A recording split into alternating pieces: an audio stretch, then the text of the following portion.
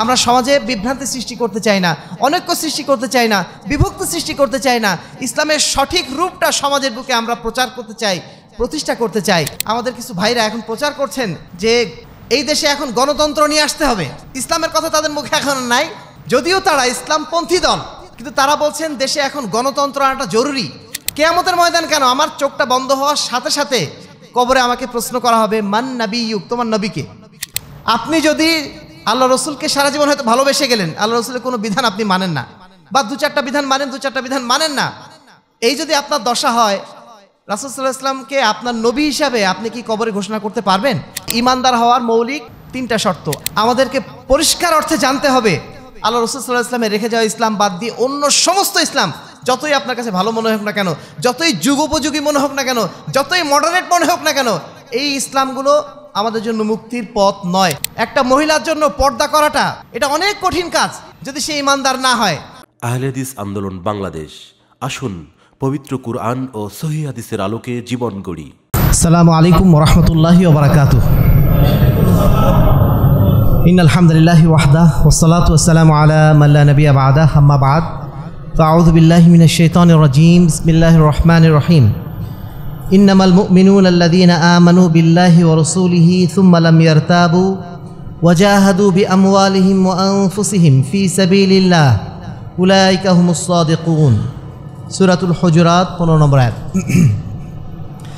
আহলে হাদিস আন্দোলন বাংলাদেশ, বাংলাদেশ আহলে হাদিস যুব সংঘ বীরগঞ্জ উপজেলা কর্তৃক আয়োজিত আজকের এই সুধী সমাবেশে উপস্থিত সম্মানিত আজকের অনুষ্ঠানের সভাপতি, আহলে হাদিস আন্দোলন বাংলাদেশ, বাংলাদেশ আহলে হাদিস যুব সংঘের জেলা দায়িত্বশীল বৃন্দ, উপস্থিত আছেন আমাদের আজকের অনুষ্ঠানের অন্যতম মেহমান বাংলাদেশ আহলে হাদিস যুব সংঘের কেন্দ্রীয় সভাপতি জনাব শরীফুল ইসলাম মাদানী, উপস্থিত আছেন অত্র জেলার বিভিন্ন প্রান্ত থেকে আগত সম্মানিত ওলামায়ে কেরাম, সুধী মণ্ডলী, প্রাণপ্রিয় তরুণ যুবক ভাইয়েরা এবং মা বোনেরা। প্রশংসা আল্লাহ রাব্বুল আলামিনের জন্য, যার অশেষ রহমতে আজকে আমরা দীর্ঘক্ষণ যাবৎ এই মসজিদে এসে পবিত্র কোরআন এবং সহিহ হাদিস থেকে কিছু কথাবার্তা বলার জন্য এবং শোনার জন্য একত্রিত হতে পেরেছি। যে আল্লাহ রাব্বুল আলামিন দুনিয়াবী যাবতীয় ব্যস্ততাকে উপেক্ষা করে শুধুমাত্র তার দ্বীনের স্বার্থে, দ্বীনকে জানার স্বার্থে, দ্বীনকে প্রচারের স্বার্থে আমাদেরকে এখানে একত্রিত হওয়ার সুযোগ দান করেছেন। আমরা তার উদ্দেশ্যে আরও একবার শুকরিয়া আদায় করছি, আলহামদুলিল্লাহ। দরুদ ও সালাম বর্ষিত হোক শেষ নবী আহমদ মুস্তফা মুহাম্মদ মুস্তফা সাল্লাল্লাহু আলাইহি ওয়াসাল্লামের প্রতি।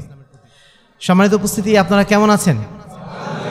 তা আপনারা যেহেতু কষ্ট করে এসেছেন, আপনাদের উদ্দেশ্যে শুধুমাত্র একটি আয়াতের অনুবাদ এবং একটু ব্যাখ্যা করে এবং সেই সাথে আপনাদের প্রতি কিছু আহ্বান রেখে আমার বক্তব্য শেষ করবো। আমা তৌফিক ইল্লা বিল্লাহ। সূরা হুজুরাতের 15 নম্বর আয়াত আল্লাহ বলছেন যে ইন্নামাল মুমিনুনা, নিশ্চয়ই মুমিন কেবলমাত্র তারাই, আল্লাযীনা আমানু বিল্লাহি ওয়া রাসূলিহি, যারা আল্লাহর প্রতি ঈমান এনেছে এবং তার রাসূলের প্রতি ঈমান এনেছে। সুম্মা লাম ইয়ারতাবু, অতঃপর এই ঈমানের বিষয়ে তারা কোনো প্রকার সন্দেহ প্রকাশ করে নাই। ঈমান এনেছে আল্লাহ এবং তার রাসূলের প্রতি, তারপরে এই ঈমানের বিষয়ে কোনো প্রকার সন্দেহের মধ্যে পড়ে যায়নি। ওয়াজাহাদু বিআমওয়ালিহিম ওয়া আনফুসিহিম ফি সাবিলিল্লাহ, অতঃপর তারা আল্লাহর রাস্তায় যুদ্ধ করেছে, সংগ্রাম করেছে তাদের মাল দিয়ে এবং তাদের জান দিয়ে। উলাইকা হুমুস সাদিকুন, আর এরাই হচ্ছে সত্যিকার অর্থে ঈমানদার। সূরাতুল হুজুরাত 15 নম্বর আয়াত। আহলে হাদিস আন্দোলন বাংলাদেশ সারা বাংলাদেশের বুকে যে দাওয়াতি কাজ পরিচালনা করছে, এর একমাত্র উদ্দেশ্য হচ্ছে এই যে উলাইকা হুমুস সাদিকুন, এই সত্যিকারের ঈমানদার মানুষ বানানো। ঈমানদার মানুষ বাংলাদেশে কম নয়, প্রচুর ঈমানদার মানুষ আলহামদুলিল্লাহ আমাদের আছেন, যারা আল্লাহকে বিশ্বাস করে, রাসূলকে বিশ্বাস করে, যারা আল্লাহর পথে সংগ্রামও করে। কিন্তু উলাইকা হুমুস সাদিকুন, সত্যিকার অর্থে ঈমানদার, সত্যিকার অর্থে আল্লাহর পথে মুজাহিদ আপনি খুব কমই খুঁজে পাবেন। এখানে যে দুটো শর্তের কথা বলা হয়েছে, আল্লাহর প্রতি ঈমান এনেছে, রাসূলের প্রতি ঈমান এনেছে, তারপরে কি সুম্মা লাম ইয়ারতাবু, সবচেয়ে গুরুত্বপূর্ণ অংশ হচ্ছে এটাই যে এই ব্যাপারে কোনো সন্দেহ প্রকাশ করে নাই। একজন ব্যক্তি সে তাওহীদে বিশ্বাস করেছে, সে আল্লাহকে বিশ্বাস করেছে, করার পরে সে শিরক করছে, তার মানে কি সে আল্লাহর প্রতি বিশ্বাসের মধ্যে সন্দেহ ঢুকিয়ে ফেলেছে। সে ব্যক্তি এটা বিশ্বাস করছে যে আল্লাহ যেমন ক্ষমতা রাখে, ঠিক একই ক্ষমতা রাখেন মাজারে যে লোকটা শুয়ে আছেন, সেই লোকটাও একই ক্ষমতা রাখে। এই যে আল্লাহর প্রতি যে সন্দেহের জায়গাটা তৈরি হলো, উলুহিয়াতে বিশ্বাসের প্রতি যে সন্দেহের জায়গাটা তৈরি হলো, এই ধরনের তাওহীদি জনতা সারা বাংলাদেশে এখন ভর্তি। যদি ভর্তি না থাকতো এদেশের বুকে 1,98,000 পীরের মাজার কেমনে থাকে? সে তো 82 সালের হিসাব, এখন কত হবে? আর 3 লাখ হবে সম্ভবত। 3 লাখ পীরের মাজার বাংলাদেশে থাকে কেমনে? যদি তাওহীদে বিশ্বাসী প্রকৃত অর্থে বাংলাদেশে থাকতো। পবিত্র কোরআনে আল্লাহ কি বলছেন? ওমা ইউমিনু আকসারুহুম বিল্লাহ ইল্লা হুম মুশরিকুন। যারা ঈমান এনেছে, ঈমান আনার পরে তারা অধিকাংশই কি হয়ে গেছে? মুশরিক হয়ে গেছে। আল্লাহর বিধানের সাথে কাউকে শরীক করে দিচ্ছে, আল্লাহর প্রতি বিশ্বাসের ক্ষেত্রে কাউকে শরীক করে দিচ্ছে। এই কারণে আহলে হাদিস আন্দোলনের মৌলিক যেটা কাজ, মানুষকে সেই বিশুদ্ধ তাওহীদের পথে ফিরিয়ে নিয়ে আসা, যেন তারা ইয়াকা না'বুদু ওয়া ইয়াকা নাস্তাইন, আমরা একমাত্র আপনার ইবাদত করি, একমাত্র আপনার ইবাদত করি, আপনারই দাসত্ব করি। ওয়া ইয়াকা নাস্তাইন, এবং যাবতীয় সাহায্য সহযোগিতা যা কিছু চাওয়ার পাওয়ার আছে সব কিছু কেবলমাত্র আপনার কাছেই চাই। এই বিশুদ্ধ ইমানদার, এই বিশুদ্ধ তাওহীদবাদী মুসলমান তৈরি করাই আহলে হাদিস আন্দোলনের মূল মিশন। নির্ভেজাল তাওহীদের প্রচার এবং প্রতিষ্ঠা। এর অর্থটা কি? এটাই, তাওহীদ আছে কিন্তু নির্ভেজাল তাওহীদ নেই। আমরা সেই নির্ভেজাল তাওহীদের পথে মানুষকে আহ্বান করছি। সম্মানিত উপস্থিতি, আজকে সারা বাংলাদেশের বুকে যদি আমরা আমাদের ভাইদের প্রতি নজর দিই, এই বিষয়গুলো আমরা খুব স্পষ্টভাবে বুঝতে পারি যে তাওহীদের প্রতি বিশ্বাসের ক্ষেত্রে, তাওহীদের প্রতি আহ্বানের ক্ষেত্রে আমাদের দুর্বলতা কতটা বেশি। তাওহীদ মানে আমরা কিছু বুঝি না অ্যাকচুয়ালি। তাওহীদ মানে মনে করি আল্লাহকে জানা, আল্লাহ যে আছেন এটুকু জানলেই যথেষ্ট। আপনার ওই জানাটা একজন ইহুদি খ্রিস্টানও জানে, সেও জানে একজন ওপরওয়ালা আছে। হিন্দুর কাছে যান, সেও বলবে একজন ভগবান আছে। আপনি নাস্তিক বাদ দিয়ে যার কাছে যাবেন সবারই একজন ওপরওয়ালা আছে। তো ওপরওয়ালাকে জানলেই কি হয়ে গেল তাওহীদ? ওপরওয়ালাকে জানার মতো জানতে হবে, তবেই আপনি প্রকৃত অর্থে তাওহীদ চিনলেন। 2 নম্বর যেটা, সেটা হচ্ছে আল্লাহর রসুলের প্রতি ঈমানের ক্ষেত্রে সন্দেহ না আনা। আল্লাহর রসুলকে আমরা মাশাআল্লাহ অনেক ভালোবাসি। আল্লাহ রসুলের নাম শুনলেই আমরা চোখে চুমু দেই। আল্লাহ রসুলের কবরস্থান, অর্থাৎ আল্লাহ রসুল যেখানে শুয়ে আছেন, কেউ যদি মদিনায় যায় আমরা তার উদ্দেশ্যে খুব ভক্তি ভরে বলি, ভাই আমার সালামটা নবীর রওজায় যেয়ে পৌঁছে দিও। নবীর প্রতি ভালোবাসায় প্রাণটা গদগদ। কিন্তু এই নবীর কোনো বিধান যখন আমার সামনে আসে, যেই বিধানটা আমার মন মতো হচ্ছে না, অথবা আমার সমাজে চলে না, আমার হুজুর বলেন নাই, সেই সময় আমরা কি বলি? ওসব হাদিস রাখো, আমার কাছে আমার হুজুরই ঠিক, আমার কাছে আমার বাপদাদা 14 পুরুষই ঠিক, আমার কাছে আমার গ্রামের লোকরা যা করে ওইটাই ঠিক। তখন আর রাসূলের ভালোবাসা কোন জায়গায় যায়? তার মানে কি? ওই রাসূলের ভালোবাসায় নিঃসন্দেহে গলত আছে, ওই রাসূলের ভালোবাসায় নিঃসন্দেহে সন্দেহ আছে। যদি সন্দেহ না থাকতো তাহলে রাসূলের কথা শোনা মাত্রই সে বলে ফেলতো আল্লাহ রসুল বলেছেন, ব্যাস সামি'না ওয়া আতা'না, শুনলাম মেনে নিলাম। এটাই তো মুমিনদের পরিচয়, যে যখনই শুনবে আল্লাহ এবং তার রসুলের পক্ষ থেকে কিছু নাজিল হয়েছে, সামি'না ওয়া আতা'না, শুনলাম মেনে নিলাম। শুনলাম মেনে নিলাম যখন আমি বলতে পারছি না, যখন আমার মধ্যে ধাক্কা লাগছে, না এটা হতে পারে না। 4 মাযহাবের ইমাম, তারা বড় বড় মানুষ ছিলেন, তারা কি ভুল বুঝেছেন? তারা কি কম জানতেন? এই যে কথাগুলো যখন আসছে, তার মানে রাসূলের প্রতি ঈমানে আমার ঘাটতি রয়ে গেছে, মাস্ট, অবশ্যই রয়ে গেছে। এই ঘাটতি দূর করার জন্যই আহলে হাদিস আন্দোলন কাজ করে যাচ্ছে, যে আমরা আল্লাহ রসুলের পরিপূর্ণ আনুগত্যশীল হতে চাই, আল্লাহ রসুলের কাছে, রসুলের বিধানের কাছে পরিপূর্ণভাবে মাথা নোয়াতে চাই। যদি এটা না করতে পারি, কাল কিয়ামতের ময়দানে আমাকে জবাবদিহি করতে হবে না? কিয়ামতের ময়দান কেন, আমার চোখটা বন্ধ হওয়ার সাথে সাথে কবরে আমাকে প্রশ্ন করা হবে, মান নাবিয়্যুক, তোমার নবীকে? আপনি যদি আল্লাহ রসুলকে সারা জীবন হয়তো ভালোবেসে গেলেন, আল্লাহ রসুলের কোনো বিধান আপনি মানেন না, বা 2-4টা বিধান মানেন, 2-4টা বিধান মানেন না, এই যদি আপনার দশা হয়, রাসূল সাল্লাল্লাহু আলাইহি ওয়াসাল্লামকে আপনার নবী হিসাবে আপনি কি কবরে ঘোষণা করতে পারবেন? যখন আল্লাহ ফেরেশতা বলবে মান নাবিয়্যুকা, তোমার নবীকে, আপনার মুখ দিয়ে কখনো বের হবে না, কখনোই বের হবে না যে আমার নবী মুহাম্মদুর রাসূলুল্লাহ সাল্লাল্লাহু আলাইহি ওয়াসাল্লাম। যারা আমরা বিভিন্ন রাজনীতির সাথে জড়িত আছি, আমরা এক একজন রাজনৈতিক নেতাকে একেবারে পূজনীয় আসনে বসিয়ে দিয়েছি, তার নাম আমরা কি বলবো, 24 ঘন্টা তার নাম স্মরণ করে বেড়াচ্ছি, তার নাম জপ করে বেড়াচ্ছি। সারাটা জীবন আপনি একজন ব্যক্তির আদর্শ মেনে চললেন, আর যখন আপনি মারা যাচ্ছেন আপনাকে বলা হচ্ছে, কি বলা হচ্ছে? বিসমিল্লাহ আলা মিল্লাতি রাসূলিল্লাহ। কিসের মিল্লাতে রাসূলিল্লাহ? আপনি মিল্লাতে মুজিবুর রহমান, মিল্লাতে জিয়াউর রহমান, আপনি তো মিল্লাতে মুহাম্মদ সাল্লাল্লাহু আলাইহি ওয়াসাল্লাম নন। তাহলে আপনার মুখ দিয়ে কিভাবে বের হবে যে আমার নবী মুহাম্মদ সাল্লাল্লাহু আলাইহি ওয়াসাল্লাম? সম্মানিত উপস্থিতি, আমরা পরিপূর্ণ অর্থে ঈমানদার কি হতে চাই? পরিপূর্ণ অর্থে কি আমরা ইমানদার হতে চাই? তাহলে আল্লাহ এবং তার রাসূলের প্রতি পরিপূর্ণ ইমানের শর্ত হচ্ছে আপনাকে শিরক করা যাবে না, 2 নম্বর বিদআত করা যাবে না। আল্লাহ এবং তার রাসূলের বক্তব্য পরিপূর্ণভাবে যখন মেনে নিতে পারবেন তখন বুঝবেন যে আপনি ইমানদার হওয়ার পর্যায়ে রয়েছেন। যদি আপনি দেখেন আপনার অন্তরে খটকা লাগছে, মেনে নিতে কষ্ট হচ্ছে, তার মানে আপনার ইমান নতুন করে আবার দোহরানো প্রয়োজন, নতুন করে পরিষ্কার করা প্রয়োজন। এই সন্দেহ দূর করার জন্য আহলে হাদিস আন্দোলন বাংলাদেশ। সম্মানিত উপস্থিতি, এই আয়াতের তৃতীয় অংশে যেটা বলা হচ্ছে ওয়াজাহাদু বিআমওয়ালিহিম ওয়া আনফুসিহিম ফি সাবিলিল্লাহ, শুধুমাত্র ঈমান আনলাম, রাসূলের প্রতি বিশ্বাস স্থাপন করলাম, কিছু আমল করলাম, এটুকুই ইসলাম আমাদেরকে যথেষ্ট করে নাই। এরপরে কি বলছে? অবশ্যই একজন মুমিন যদি প্রকৃত ঈমানদার হতে চায় তার ঈমানের পরিচয় তাকে দিতে হবে জিহাদের মাধ্যম দিয়ে। জিহাদ মানে কি? সংগ্রাম। সংগ্রাম মানে শুধুমাত্র অস্ত্র দিয়ে সংগ্রাম না, মুমিনের সংগ্রাম জীবনের প্রতিটা মুহূর্তে তাকে শয়তানের বিরুদ্ধে লড়াই করতে হয় না? নফস চাচ্ছে যে আমি যদি মানে খাদ্যে একটু ভেজাল দিয়ে দিই তাহলে একটু বেশি লাভ করতে পারবো। নফস চাচ্ছে যদি আমি একটু মিথ্যা কথা বলি, কথা যদি একটু ওলটপালট করি তাহলে আমি কয়েক হাজার টাকা বাড়তি লাভ পেয়ে যাব। এই যে শয়তানের বিরুদ্ধে আপনাকে প্রতিটা মুহূর্তে জিহাদ করতে হচ্ছে, যারা ইমানদার প্রতিটা মুহূর্তে আমাদের জিহাদ করতে হচ্ছে না? এই জিহাদ আমাদের মাল দ্বারা এবং জান দ্বারা যখন আমি পরিপূর্ণভাবে করতে পারবো, এই জিহাদের সংগ্রামে যখন আমি অবতীর্ণ হতে পারবো, তখনই আমি প্রকৃত অর্থে ইমানদার হতে পারবো। তাহলে ইমানদার হওয়ার মৌলিক 3টা শর্ত: আল্লাহর প্রতি ঈমান আনতে হবে, 2 নম্বর রাসূলের প্রতি ঈমান আনতে হবে, 3 নম্বর হচ্ছে আপনার ঈমানের প্রমাণস্বরূপ আপনাকে জিহাদে অবতীর্ণ হতে হবে। সেই জিহাদ পরিপূর্ণ অর্থে জিহাদ, বাতিলের বিরুদ্ধে জিহাদ, যে কোনো অন্যায়ের বিরুদ্ধে জিহাদ। সেই জিহাদ বিভিন্ন মাত্রায় হয়ে থাকে, সেগুলো আপনারা সব জানেন। তবে কিছু কিছু জায়গায় ভুল ধারণা রয়েছে, সেটা আমি ওদিকে যাচ্ছি না। মৌলিক অর্থে আমাদের প্রত্যেককে জিহাদে অবতীর্ণ হতে হয়। দাড়ি রাখা এত সহজ কাজ না। সহজ কাজ কাদের জন্য? যারা পরিপূর্ণ ইমানদার। কিন্তু যারা পরিপূর্ণ ইমানদার না, তাদের দাড়ি রাখতে গেলে অনেক বাধা সম্মুখীন হতে হয়, তাই না? অমুক কী বলবে, তমুক কী বলবে, আমার বাড়ির লোক কী বলবে। একটা মহিলার জন্য পর্দা করাটা এটা অনেক কঠিন কাজ। যদি সে ইমানদার না হয় তখন তার চিন্তা হবে আমাকে অমুক কী বলবে, তমুক কী বলবে, হাজার রকম কথা শোনার চিন্তা তার মাথায় থাকে।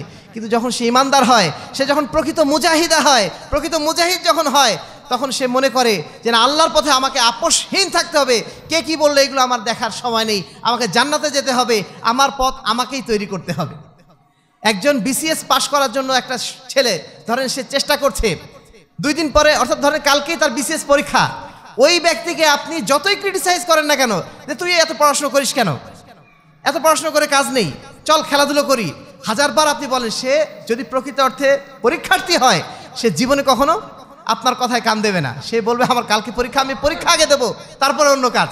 ঠিক তেমনই একজন ইমানদার, সে কখনো বাতিলের কথায়, শয়তানের কথায় বা শয়তানি প্ররোচনায় সে কখনো এদিক সেদিক করবে না। সে জানে আমাকে অবশ্যই জান্নাতে যেতে হবে। জান্নাতে যেতে গেলে যে সমস্ত পথগুলো বেছে না সেটা বেছে নিতে হবে। যে বাতিল পথগুলো, অন্যায় পথগুলো রয়েছে সেখান থেকে নিজেকে আমরা বাঁচিয়ে চলতে হবে। তবেই সে প্রকৃত মুজাহিদ, প্রকৃত মুজাহিদা। সম্মানিত উপস্থিতি, তাহলে এই 3টা শর্তকে আমরা পূরণ করতে পারবো।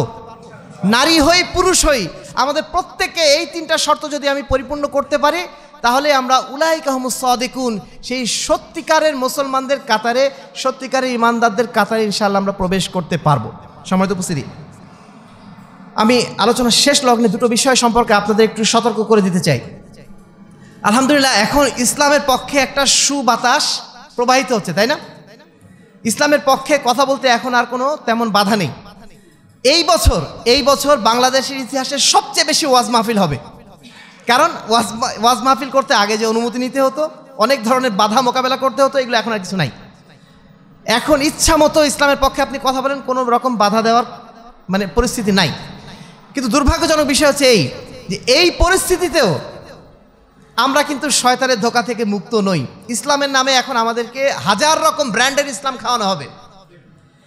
1000 ব্র্যান্ডের ইসলাম আপনার সামনে এখন আসবে। যেগুলো নিষিদ্ধ ছিল সেগুলো এখন সব জায়েজ হয়ে গেছে।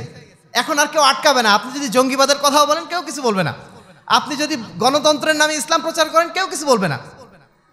এখন তো যে অবস্থা দাঁড়িয়েছে, আমাদের কিছু ভাইরা এখন প্রচার করছেন যে এই দেশে এখন গণতন্ত্র নিয়ে আসতে হবে।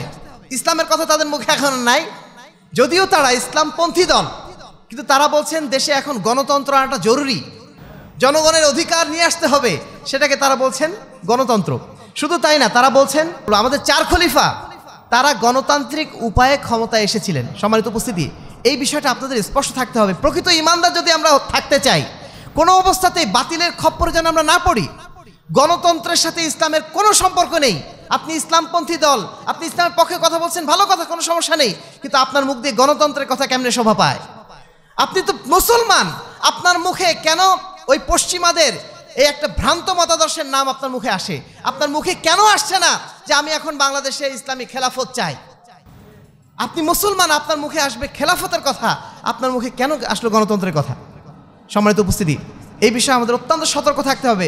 যারা জঙ্গিবাদ নিয়ে একটা সময় বাংলাদেশে প্রচুর হয়রানি করা হয়েছে আমাদেরকে, আমাদের মোহতারাম আমির জামাত প্রফেসর ডক্টর মোহাম্মদ আসাদুল্লাহ আল গালিবকে, এই জঙ্গিবাদী যারা, তারা রক্তের অক্ষরে চিঠি লিখতো। আমি বহুবার দেখেছি সেটা, কাফনের কাপড় পাঠাতো বাড়িতে, যে আপনি যদি এই যারা জঙ্গিবাদী আর কি, তাদের বিপক্ষে কথা বলেন তাহলে আপনার লাশ নেওয়া হবে আর কি। তাকে সারাটা জীবন ধমকি দেওয়া হলো 2001 সাল থেকে 4 সাল পর্যন্ত, আর 2005 সালে ঠিক তাকে সেই অভিযোগে গ্রেফতার করা হলো। যার বিরুদ্ধে তিনি সংগ্রাম করে গেলেন তাকে ওই অভিযোগ চাপিয়ে গ্রেফতার করা হলো। এই পরিবেশটা যারা তৈরি করেছিল তারা কিন্তু এখনও বসে নেই, তারা কিন্তু আবার ফিরে আসছে নতুন মোড়কে, নতুন ধরনের বার্তা নিয়ে। আমাদের যুব সমাজ বিশেষ করে আপনাদের প্রতি আহ্বান জানাবো, ইসলামের সেই ব্র্যান্ডিংটাই আমরা গ্রহণ করব, সেই ব্র্যান্ডটাই গ্রহণ করব যেই ব্র্যান্ড আমাদের রসুল মোহাম্মদ রসুল্লাহ সাল্লাল্লাহু আলাইহি ওয়াসাল্লাম রেখে গেছেন। আমাদের সাহাবায়ে কেরাম যেই ব্র্যান্ড রেখে গেছেন, সেই ব্র্যান্ড বাদ দিয়ে অন্য কোনো ইসলাম আমাদের মুক্তির পথ হবে না, হতে পারে না। যতই ভালো কথা তারা বলুক না কেন, যতই তারা বড় বড় আল্লাহ খেল্লা নিয়ে কথা বলুক না কেন, যতই বড় দাড়ি নিয়ে তারা কথা বলুক না কেন। আজকে দেখছেন না, একটা দল যারা তাবলিগের কাজ করত, তাবলিগের যারা কাজ করতেন, তারা এখন 2টা ভাগে ভাগ হয়ে গেছে। একটা এতাআতি আর একটা কি সাদ গ্রুপ, জুবাইর গ্রুপ, কি গ্রুপ সব হয়ে গেছে। এই সমস্ত মানুষগুলো চেহারা দেখলে ফেরেশতার মতো মনে হয়, এখন যখন পরস্পর দ্বিধাদ্বন্দ্ব শুরু হয়ে গেছে, এখন চেহারা অন্যরকম।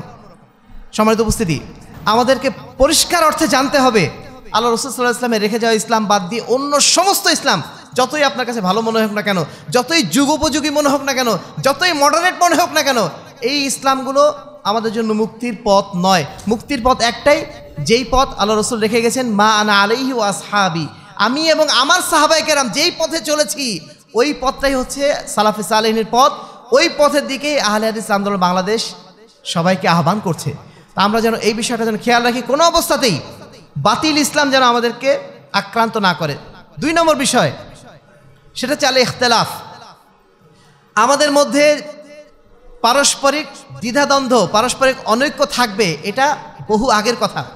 আল্লাহ রাব্বুল আলামিন পবিত্র কোরআনে বেশ কয়েক জায়গায় বলেছেন যে মুসলিম উম্মাহ একতাবদ্ধ থাকবে না, এটাই স্বাভাবিক। আল্লাহ রাব্বুল আলামিন যদি চাইতেন, ওয়ালাউ শাআল্লাহু লাজাআলাকুম উম্মাতাও ওয়াহিদা, যদি আল্লাহ রাব্বুল আলামিন চাইতেন তাহলে মানব জাতিকে একটা জাতিতে পরিণত করতেন। এদের মধ্যে হিন্দু থাকতো না, খ্রিস্টান থাকতো না, ইহুদি থাকতো না, নাসারা থাকতো না, সবাই এক আল্লাহর অনুসারী মুসলমান হয়ে যেত। কিন্তু আল্লাহ রাব্বুল আলামিন এটা চান নাই। কেন চান নাই? তিনি একটা পরীক্ষা নিচ্ছেন। এই দুনিয়াতে পরীক্ষার হল, তাই না? সবাই যদি মুসলমান হয়ে যাবে তাহলে কাকে তিনি জান্নাতে দেবেন, কাকে জাহান্নামে দেবেন? অফারিকুম ফিল জান্নাহ অফারিকুম ফিস সাইর। একটা দলকে আল্লাহ রাব্বুল আলামিন জান্নাতের জন্য সৃষ্টি করেছেন, আর একটা দলকে জাহান্নামের জন্য। এটা আল্লাহ রাব্বুল আলামিনের সৃষ্টি কৌশল। আপনি এটাকে প্রশ্ন করতে পারবো না, আল্লাহ এটা কেন করতে গেল? সবাইকে মুসলমান বানায় সবাইকে জান্নাতে পাঠিয়ে দিত। আল্লাহ রাব্বুল আলামিনের সৃষ্টি কৌশলই এটা। আল্লাহ রাব্বুল আলামিন চান কিছু মানুষকে বাছাই করে নিয়ে তাদেরকে জান্নাতে পাঠাতে, আর কিছু মানুষ যারা আল্লাহর পথে থাকবে না তাদেরকে জাহান্নামে পাঠাতে। তো এখানে একতাবদ্ধ থাকাটা এটা সবসময় সম্ভব হবে না, এটাই স্বাভাবিক। এরপরে আল্লাহ বলছেন ফাস্তাবিকুল খায়রাত, তোমরা কি করো? কল্যাণের পথে প্রতিযোগিতা করো। যে প্রতিযোগিতায় যত বেশি এগিয়ে যেতে পারবে সে তত জান্নাতের পথে বেশি অগ্রসর হয়ে যাবে। আমরা আপনাদের প্রতি যেটা অনুরোধ করব, আমাদের মধ্যে অনেক সময় ইখতিলাফ হয়ে যেতে পারে, হয় না এরকম? পরস্পর দ্বিধা বিভক্তি হয়ে যাচ্ছে। এই দ্বিধা বিভক্তি কেন হচ্ছে? এই কারণগুলো আমরা উদ্ধার করার চেষ্টা করছি। আমরা আমাদের মধ্যে চাচ্ছি ঐক্য নিয়ে আসতে, কিন্তু দ্বিধা বিভক্তি থাকার কারণে আপনি এই কথা কখনো বলতে পারেন না আমাদের ঐক্যবদ্ধ হওয়ার দরকার নেই, আমাদের সংগঠন করার দরকার নেই, সংগঠিত হওয়ার দরকার নেই, আমরা যার যার মতো কাজ করে যাব। এই ধরনের চিন্তাভাবনা যারা করছেন তারা আরেক ধরনের বিচ্ছিন্নতাবাদের পথ ধারণ করছেন, যেটার বিরুদ্ধে আল্লাহ রাসূল সাল্লাল্লাহু আলাইহি ওয়াসাল্লাম আমাদেরকে বারবার হুঁশিয়ারি করেছেন। আল্লাহ রাসূল বলছেন আলাইকুম বিল জামা, তোমাদের জন্য ঐক্যবদ্ধ থাকাকে ফরজ করে দেওয়া হলো, ওয়া ইয়াকুম ওয়াল ফুরকা, বিচ্ছিন্ন থাকাকে নিষেধ করা হলো। ফাইন্না শাইতান মাল ওয়াহিদ, শয়তান থাকে বিচ্ছিন্ন লোকের সাথে, একক ব্যক্তির সাথে। ওহুয়া মিনাল ইসনাইন আবাদ, যেখানে দুইজন ব্যক্তি আছে, অনেক ব্যক্তি একসাথে থাকে, সেইখানে শয়তান সাধারণত যেতে পারে না। এটা আল্লাহ রাসূল বারবার মধ্যে উৎসাহিত করছেন ঐক্যবদ্ধ থাকার জন্য। আমি আপনাদের প্রতি অনুরোধ করব, আমরা যেন ঐক্যবদ্ধ থাকার চেষ্টা করি, সাংগঠনিকভাবে থাকার চেষ্টা করি। যে কোনো একটা সংগঠন যেটা আপনার মনে হচ্ছে এটা হকের পথে সবচেয়ে বেশি অগ্রসর, সেই সংগঠনের সাথে আপনি থাকার চেষ্টা করেন। আর 2 নম্বর কথা হচ্ছে, ইখতিলাফ বা অনৈক্য কিন্তু আমরা নিজেরাই সৃষ্টি করি। এটা কিন্তু শয়তান এসে সৃষ্টি করে দেয় না, আমরা নিজেরাই সৃষ্টি করি। কিভাবে সৃষ্টি করি? কোনো একজন ব্যক্তির বিরুদ্ধে খামাখা উল্টাপাল্টা কথা বলা শুরু করি। আহলে হাদিস আন্দোলন বাংলাদেশের মোহতারাম আমির জামাত প্রফেসর ডক্টর মোহাম্মদ আসাদুল্লাহ গালিবকে কতভাবে যে নানা ধরনের অপবাদ দেওয়া হয়েছে, হাজার রকম অপবাদ। এই অপবাদ তিনি জীবনের শুরু থেকে বহন করে আসছেন, আজও পর্যন্ত তার বিরুদ্ধে অপবাদের কোনো শেষ নেই। আমাদের ভাইয়েরাই অপবাদ দিচ্ছেন, কারা? বাইরের লোকরা না, আমাদের ভাইয়েরাই আমাদের বিরুদ্ধে এইভাবে অভিযোগ দিয়ে যাচ্ছেন, এবং সেগুলো সত্য অভিযোগ হলে কথা ছিল, কিন্তু সেগুলো আমরা দেখছি সবই মিথ্যা অভিযোগ, অথবা অধিকাংশই মিথ্যা অভিযোগ। এই মিথ্যা অভিযোগ দিয়ে তারা সমাজে বিশৃঙ্খলা সৃষ্টি করছেন। আমি আমাদের ভাইদেরকে অনুরোধ করব, দয়া করে এই ধরনের বিশৃঙ্খলার পথ আপনারা কেউ বেছে নেবেন না। কারোর সমালোচনা করে বিন্দুমাত্র লাভ নেই। চেষ্টা করবেন সবার ভালো জিনিসগুলোকে গ্রহণ করার। খারাপ জিনিস থাকতেই পারে, একজন মানুষ ফেরেশতা না, আমরা কেউ ফেরেশতা না, আমাদের প্রত্যেকেরই কিছু না কিছু ভুল হয়ে যায়। কিন্তু সেই ভুল হওয়ার কারণে আপনি যদি সমালোচনা করে সময় নষ্ট করেন এবং সমাজে বিশৃঙ্খলা সৃষ্টি করেন, তাহলে সমাজে কখনো ঐক্য আসবে? চেষ্টা করব আমরা পরস্পর ঐক্য আনার জন্য এবং ভালো জিনিসগুলো গ্রহণ করার জন্য। যেগুলো খারাপ হয়ে গেছে সেগুলো আমরা সংশোধন করার চেষ্টা করব। কিন্তু সমালোচনা করে আমরা যদি পরস্পর সময় নষ্ট করি, তাহলে আমরা শয়তানকেই সাহায্য করলাম। শয়তান চায় মানুষের মধ্যে বিভেদ সৃষ্টি করতে, আমরা তাকে সহযোগিতা করলাম। সেই বিভেদের জায়গায় যেন আমরা সৃষ্টি না করি। আমাদের মধ্যে অনেক ভাইয়ের এই একটা বদ অভ্যাস তৈরি হয়ে গেছে। সম্মানিত উপস্থিতি, আমি আলোচনা বাড়ানোর সময় শেষের দিকে আমি আপনাদের প্রত্যেকের প্রতি আন্তরিক কৃতজ্ঞতা জানাচ্ছি। আপনারা যে আমাদের জন্য কষ্ট করে এখানে এসেছেন, কিছু কথা শুনলেন, আমরা আশা করছি যে আমাদের আশার মাধ্যম দিয়ে হয়তোবা কিছু মানুষের মধ্যে হলেও আমাদের যে বার্তাটা, আমরা যেটা চাচ্ছি, আহলে হাদিস আন্দোলন যেটা চাচ্ছে, সেটা অন্তত আমরা পৌঁছে দিতে পেরেছি। আমরা সমাজে বিভ্রান্তি সৃষ্টি করতে চাই না, অনৈক্য সৃষ্টি করতে চাই না, বিভক্তি সৃষ্টি করতে চাই না। ইসলামের সঠিক রূপটা সমাজের বুকে আমরা প্রচার করতে চাই, প্রতিষ্ঠা করতে চাই। এ কাজে আমরা আপনাদেরকে সহযোগী পেয়েছি, এটা আমাদের জন্য অনেক বড় পাওয়া। একটা সময় ছিল যখন এই সমস্ত কথা বললেই হয়তো লাঠির বাড়ির একটা ভয় আমাদের পেতে হতো, কিন্তু আলহামদুলিল্লাহ এখন বাংলাদেশে যে কোনাতেই যায় না কেন, এই ধরনের কথা বললে আলহামদুলিল্লাহ লাঠি নিয়ে কেউ অন্তত সামনে আসে না, খুব কম জায়গাতেই আসে। চর ফ্যাশনে এক জায়গায় গিয়েছিলাম আমরা, ভোলার চর ফ্যাশন, একদম লাস্ট মাথাতে। সেইখানে একটা হানাফি মসজিদে এরকমই জনগণ ছিল, সেখানে বক্তব্য রেখেছিলাম, ঠিক একই বক্তব্য, আলাদা কোনো বক্তব্য না, একই বক্তব্য রাখার পরেও আমরা ধারণা করছিলাম হয়তো আমাদের পিঠে 2-1টা লাঠি বাড়ি আজকে পড়তে পারে। তা আলহামদুলিল্লাহ কিছুই পড়েনি, বরং মানুষ কিন্তু সাদরে গ্রহণ করেছিল। মানুষ এখন সত্যটা জানতে চাচ্ছে, সঠিক জিনিসটা বুঝতে চাচ্ছে। এই সুযোগটাকে আপনারা কাজে লাগান, দাওয়াতি ময়দানে ঝাঁপিয়ে পড়ুন। আমাদের তরুণ সমাজ যারা আছেন তাদের প্রতি আমাদের বিনীত অনুরোধ, এখন তরুণদেরই সময়, তরুণরাই এখন রাষ্ট্র চালাচ্ছে, তরুণরাই এখন সমাজ পরিবর্তনের সবচেয়ে গুরুত্বপূর্ণ ভূমিকা পালন করছে। আপনারা সমাজে নেমে যান, সঠিক কথাটা মানুষের কাছে পৌঁছে দিন। মানুষের সাথে ঝগড়াঝাটির কোনো প্রয়োজন নেই, তাদের সাথে বিতর্কের নামার কোনো প্রয়োজন নেই। সঠিক জিনিসটা শুধু পৌঁছে দেন। সঠিক জিনিসটারই একটা শক্তি আছে, অকুল জা আল হক ওয়াজাহাকাল বাতিল। যখন সত্য আসে, সত্য দেখে বাতিল পালিয়ে যায়। আপনি সত্য জিনিসটা শুধু প্রচার করুন, সমাজের বুকে প্রচার করুন। দেখুন মানুষ 10 দিন গ্রহণ করবে না, 20 দিন গ্রহণ করবে না, পরে দেখবেন এক সময় তারা আস্তে আস্তে গ্রহণ করে নিচ্ছে। যদি আপনি আন্তরিকতার সাথে, ভালোবাসার সাথে দাওয়াতটা মানুষকে পৌঁছে দেন, মানুষ সহজে ইনশাআল্লাহ গ্রহণ করবে। আমি আপনাদের সবার প্রতি অনুরোধ করব, আমরা প্রত্যেকেই যেন এই সত্যের দাওয়াতের এক একজন প্রচারক হয়ে যাই, প্রত্যেকেই যেন এই দাওয়াতের পক্ষে এক একজন মর্দে মুজাহিদ হয়ে যায়। তাহলে ইনশাআল্লাহ এই সমাজটা একদিন পরিবর্তিত হবে। আমাদের নারীরা যারা আছেন, অনেক নারী আমরা জেনেছি এসেছেন, তাদের প্রতি আমাদের অনুরোধ থাকবে, আপনারা সমাজের গড়ার কিন্তু অন্যতম কারিগর। আপনারা যদি বাড়ি থেকে আপনার সন্তানকে সঠিকভাবে লালন পালন করেন, আপনার স্বামীদেরকে যদি আপনারা সালাত আদায়ে অভ্যস্ত করার চেষ্টা করেন, অন্যায় থেকে বিরত রাখার চেষ্টা করেন, আপনাদের মাধ্যম দিয়ে একটা সমাজ বিপ্লব হওয়া সম্ভব। নারীদের প্রতি বিশেষ বিনীত অনুরোধ জানাবো, আলহামদুলিল্লাহ আপনাদের মধ্যেও এমন অনেক নারী আছেন যারা কিন্তু আলহামদুলিল্লাহ দাওয়াতের কাজ নীরবে নিভৃতে করে যাচ্ছেন, আমরা আপনাদের স্বাগত জানাই। সেই সাথে অন্য নারী যারা আছেন সবার প্রতি আমাদের অনুরোধ জানাচ্ছি যে আপনারা সমাজ সংস্কারে গুরুত্বপূর্ণ ভূমিকা আপনাদেরও রাখার সুযোগ আছে। আপনারা ঘর থেকে, আপনাদের নিজেদের ঘর থেকেই তালিম চালান। আপনাদের পুরুষরা যেরকম মসজিদে তালিম করছেন, ঠিক একইভাবে আপনারা মহিলারা ঘরে ঘরে তালিমের ব্যবস্থা করেন, ঘরে ঘরে নারীদেরকে কোরআন শেখান, তাদেরকে দিনের সহি বুঝতে শেখান। এইভাবে সমাজটা ইনশাআল্লাহ আলোকিত হবে। সর্বশেষ আপনাদের প্রতি আরেকটা আহ্বান জানাবো, সেটা হচ্ছে একটা সমাজ গড়ে ওঠে একটা প্রতিষ্ঠানকে কেন্দ্র করে। আল্লাহ রসুল যখন মক্কায় প্রথম ইসলাম প্রচার করা শুরু করলেন, প্রথম তিনি প্রতিষ্ঠা করেছিলেন দারুল আরকাম, একটা শিক্ষাগার, যেখানে তিনি ইসলামের সঠিক শিক্ষা প্রচার করেছিলেন। মদিনায় যখন আসলেন, মসজিদে নববীটাই একটা শিক্ষাগার হয়ে গেল। মসজিদে নববী থেকেই তিনি ইসলামের শিক্ষাটা প্রচার করা শুরু করে দিলেন। আপনাদের প্রতি বিনীত অনুরোধ থাকবে, আমি জানি না বীরগঞ্জের অবস্থাটা কি, একটু আগে গিয়েছিলাম খানসামায়, খানসামাতে 120টা আহলে হাদিস মসজিদ, কিন্তু মাশাআল্লাহ মাদ্রাসা মাত্র একটা, তাও ক্লাস 5 না 6 পর্যন্ত দেখে আসলাম। এই দৈন্য দশা আমাদের আহলে হাদিসদের মধ্যে আমি সারা দেশে সব জায়গাতে দেখছি। যেই জায়গাতে যাচ্ছে এই জিনিসটা আমাদের অত্যন্ত ব্যথিত করছে। আমি জানি না বীরগঞ্জের কি অবস্থা, এখানে কি আহলে হাদিস মাদ্রাসা আছে? কয়টা আছে? 6টা আছে, মাশাআল্লাহ। তাহলে বীরগঞ্জের ভাইরা অন্তত খানসামার চেয়ে একটু এগিয়ে আছেন। মসজিদ কতগুলো আছে এখানে? সুবহানাল্লাহ, জাযাকাল্লাহ খাইরান। 133টা মসজিদ আছে এবং 6টা মাদ্রাসা আছে। আচ্ছা, এখানে দাওরা মাদ্রাসা কয়টা আছে? সর্বোচ্চ কোন পর্যন্ত আছে? 7 পর্যন্ত মাদ্রাসা। এটা তো আমাদের বলতেও লজ্জা লাগার কথা, তাই না? আমাদের মাযহাবী ভাইদের কতগুলো মাদ্রাসা, প্রত্যেকটা অলিতে গলিতে এক একটা ওনাদের দাওরা মাদ্রাসা। সেখানে পুরা বীরগঞ্জ মিলে আমাদের সর্বোচ্চ ক্লাস 7 পর্যন্ত মাদ্রাসা। এটা নিঃসন্দেহে শুনতে আমাদের ভালো লাগছে না। আমরা যারা মুরব্বীরা এখানে আছি, যারা দায়িত্বশীল পর্যায়ে যারা আছি, তাদের প্রতি আমাদের বিনীত অনুরোধ থাকবে, আপনারা একটা প্ল্যান নেন, আগামী 5 বছরের মধ্যে অন্তত একটা দাওরা মাদ্রাসা হলেও এই বীরগঞ্জে থাকতে হবে আহলে হাদিসদের। এই বিষয়ে আপনারা ভূমিকা নেবেন তো ইনশাআল্লাহ? আমাদের বাড়িগুলো অনেক সুন্দর সুন্দর হচ্ছে, আমাদের মাদ্রাসাগুলো এই দশা কেন? মাদ্রাসাগুলো বেড়ার, চটের, টিনের কেন? আমাদের বাড়িগুলো তো সব মাশাআল্লাহ টাইলস হয়ে গেছে, আমাদের কোনো বাড়িতে দেখছি না টাইলস ছাড়া। মাদ্রাসাগুলো এই দৈন্য দশা কেন? যারা অর্থশালী ব্যক্তি আছেন তাদের প্রতি আমাদের বিনীত অনুরোধ, আপনারা জীবনের সবচেয়ে বড় যদি কোনো সাদকায়ে জারিয়া করতে চান, তাহলে মাদ্রাসার চেয়ে বড় সাদকায়ে জারিয়া আর হতে পারে না। এখান থেকেই আগামী দিনের, আগামী প্রজন্মের মানুষগুলো তৈরি হচ্ছে।